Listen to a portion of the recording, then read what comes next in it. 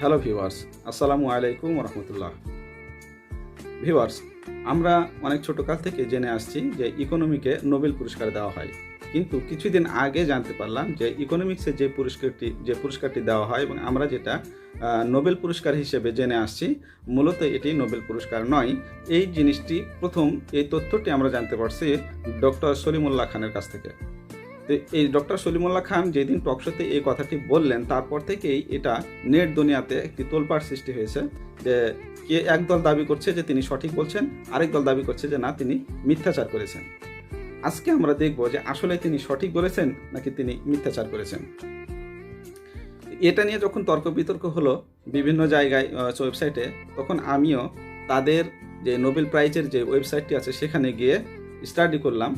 Study করে যেটা জানতে পারলাম যে সেটা হচ্ছে যে এই পুরস্কারটি কিন্তু নোবেল প্রাইজ না, মূলত কিন্তু এটা নোবেল পুরস্কার না। যদিও আমরা জেনারেলিভাবে আমরা সবাই এটাকে নোবেল পুরস্কার হিসেবে জানি, কিন্তু এটার অফিসিয়াল নাম হচ্ছে ইসভেরিজেস রিক্স bank prize in economic science in memory of Alfred Nobel. অর্থাৎ এই ইসভেরিক্স রিক্স ব্যাংক এটি হচ্ছে সুইডেনের সেন্ট্রাল ব্যাংকের নাম, আর এই প্রাইজটি প্রবর্তন করেছেন সুইডেনের সেন্ট্রাল ব্যাংক। সেটা তাদের 300 বছর পূর্তি উপলক্ষে, মানে ওই ব্যাংকের 300 বছর পূর্তি উপলক্ষে 1968 সালে ওই ব্যাংকের 300 বছর পূর্তি হয়, এবং সেই অ্যানিভার্সারি 300 বছর অ্যানিভার্সারিটাকে স্মরণীয় রাখতে তারা এই পুরস্কারটি প্রবর্তন করেন, এবং এই পুরস্কারটি ডেডিকেটেড করেন হচ্ছে আলফ্রেড নোবেলের নামে। আলফ্রেড নোবেলকে ডেডিকেটেড করে তারা এই পুরস্কারটি প্রচলন করেন, এবং মজার বিষয় হচ্ছে এই পুরস্কারটির দায়িত্ব দেওয়া হয় নোবেল ফাউন্ডেশনকে।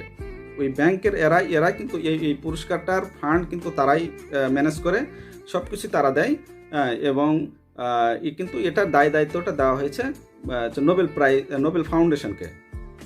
এবং ওই একই দিনে, যেই দিন এই নোবেল প্রাইজটি ঘোষণা করা হয়, সেই একই দিনে আপনার এই কি বলে এটাকে ইকোনমিক্স সায়েন্সে যে পুরস্কারটি দেওয়া হয়, একই দিনে এটা ঘোষণা করা হয়, যার কারণে স্বাভাবিকভাবে আমরা এটাকে নোবেল প্রাইজ হিসেবেই মনে করি, কিন্তু আসলে কিন্তু এটা নোবেল প্রাইজ নয়।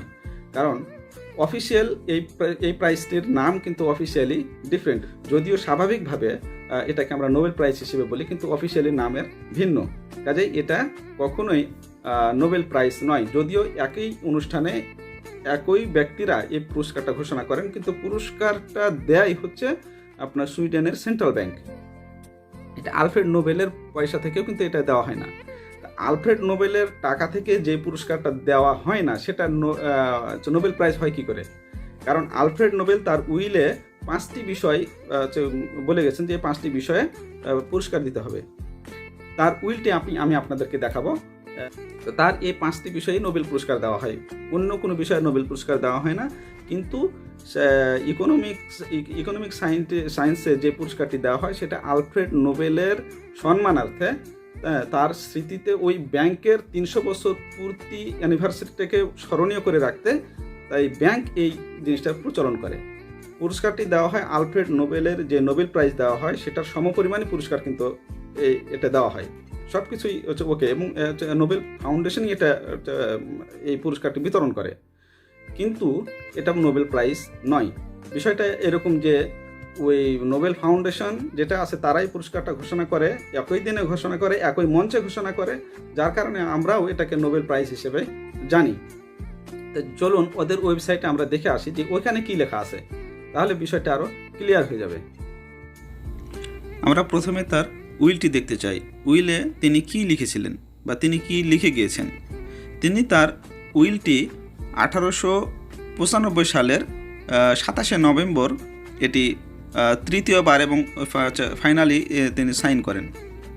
তিনি সেখানে তার উইলটিতে যেটা লিখেছিলেন সেটা হচ্ছে যে তার সমস্ত সম্পত্তির একটা বড় অংশ দিয়ে একটি প্রাইজের ব্যবস্থা করার কথা তিনি বলেছিলেন, এবং এটা তার ফ্যামিলি লোকজন করতে অস্বীকারও করেছিল, তারা চেয়েছিল না, কিন্তু করার কিছু আসলে ছিল না, যেহেতু তিনি এটা অলরেডি উইল করে গিয়েছিলেন।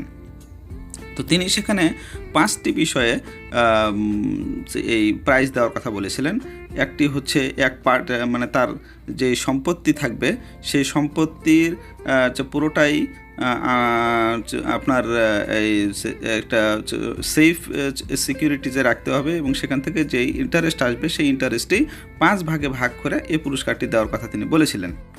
আলফ্রেড নোবেল যে 5টি ক্যাটাগরিতে পুরস্কার দেওয়ার কথা বলেছিলেন সেগুলো হচ্ছে, একটি হচ্ছে ফিজিক্স, একটি হচ্ছে কেমিস্ট্রি, একটি হচ্ছে ফিজিওলজি অথবা মেডিসিন, একটি হচ্ছে লিটারেচার এবং একটি শান্তিতে। তিনি তার উইলে এই জিনিসটা লিখে গিয়েছেন। কিন্তু 1968 সালের পরে 1968 সালে অর্থাৎ 1969 সাল থেকে কিন্তু 6 নাম্বার একটি পুরস্কার দেওয়া হয় অর্থনীতিতে। সেইটি হচ্ছে 1968 সালে ইসভেরিজেস রিক্স ব্যাংক অর্থাৎ সুইডেনের যে সেন্ট্রাল ব্যাংক তারা একটি পুরস্কার ইস্টাবলিশ করে, যে পুরস্কারটির নাম হচ্ছে ইসভেরিজেস রিক্স ব্যাংকস হচ্ছে prize in economic science in memory of Alfred Nobel.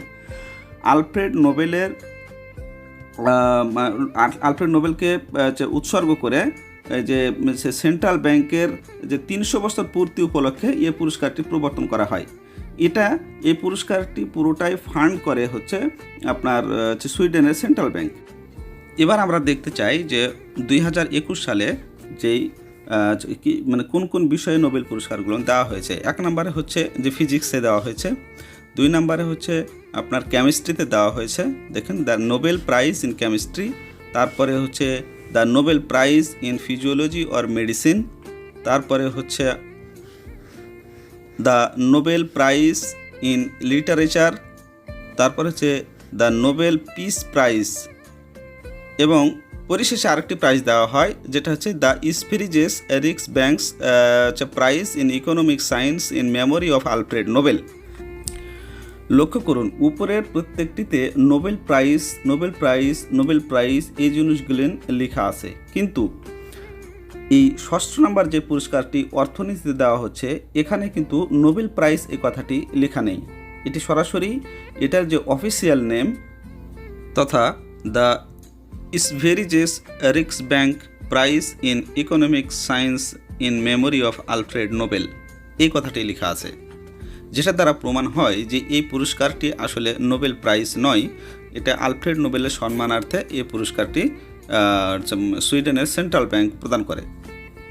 এবার আমরা উইকিপিডিয়াতে দেখব যে এই পুরস্কারটি সম্পর্কে কী লেখা আছে। উইকিপিডিয়াতে এই পুরস্কারটি লেখা আছে যে Nobel Memorial prize in economic science, not Nobel prize. Nobel prize এবং নোবেল মেমোরিয়াল প্রাইজ দুইটা কিন্তু এক জিনিস নয়। এটার আপনার অফিসিয়াল নাম হচ্ছে ইসভেরিজেস রিক্স bank prize in economic science in memory of Alfred Nobel. এটা আপনার উইকিপিডিয়াতে এই কথাটি লেখা আছে। এখানে আরও লেখা আছে যে although not one of the Nobel Prize which were established by Alfred Nobel will in 1895। এটাকে সাধারণভাবে আপনার নোবেল প্রাইজ হিসেবে বলা হলেও অর্থাৎ অর্থনীতিতে নোবেল প্রাইজ এটা বলা হয়, কিন্তু এটা মূলত হচ্ছে Nobel Memorial prize in economic science এবং এটা আপনার এই প্রাইজটি প্রেজেন্ট করা হয় নোবেল প্রাইজ অ্যাওয়ার্ড সেরেমনিতে। একই দিনে একই সাথে এই জিনিসটা দেওয়া হয়।